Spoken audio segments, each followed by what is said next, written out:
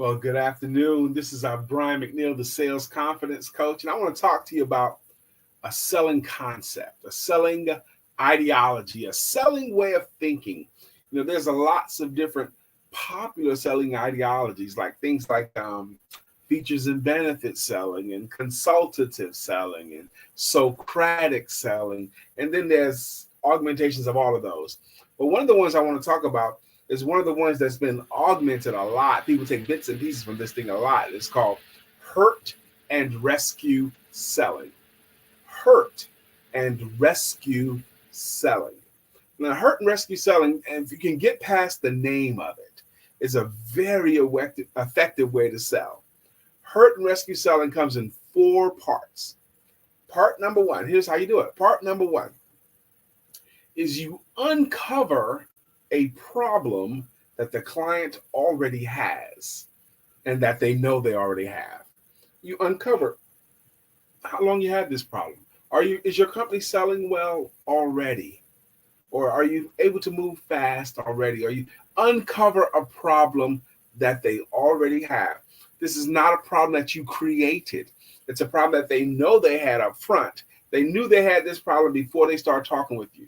You uncover a problem that they already have, that they recognize as a problem.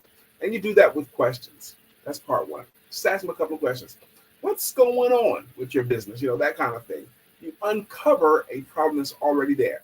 Now, I'm saying it that way on purpose again and again because you don't cause any problems, and you don't cause any hurt, and you don't cause any pain.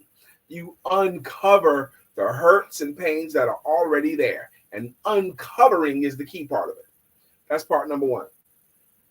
Part number 2 is, once you have uncovered a problem that they're willing to acknowledge, is you talk about that problem, but only briefly. How long have you had this problem? Is it going to fix itself? That kind of thing. Briefly talk about that pain, not long. Just enough, a sentence or two, a moment or two. Part 1 is you uncover a pain. 2 is you talk about that pain, but only briefly. You need to let them feel the tinge of it, but not the full effect of the pain. That's key. That's part number 2.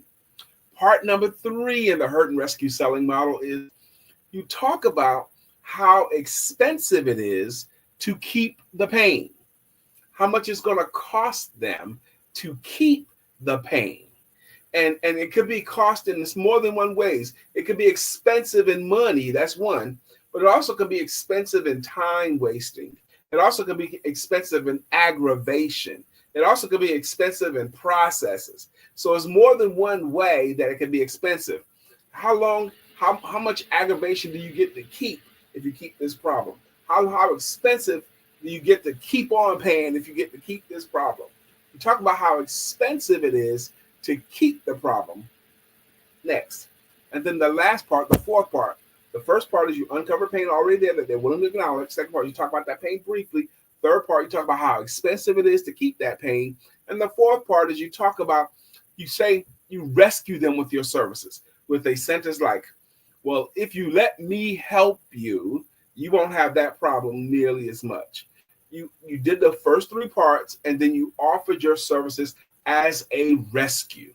Some people don't understand the full ramifications of it. So I wanted to give you formally the 4 steps of the hurt and rescue model. Now, whether you decide to adopt this model or adopt another model, I do find it very, very empowering if you adopt a selling ideology, a selling way of thinking, and embrace it so much so that you lean into it. If you decide to adopt this model, which I like a lot, the hurt and rescue model, just lean into it and make the whole selling process a lot easier for you. This is another tip from the sales confidence coach, Brian K. McNeil. Embrace this. Have fun with this.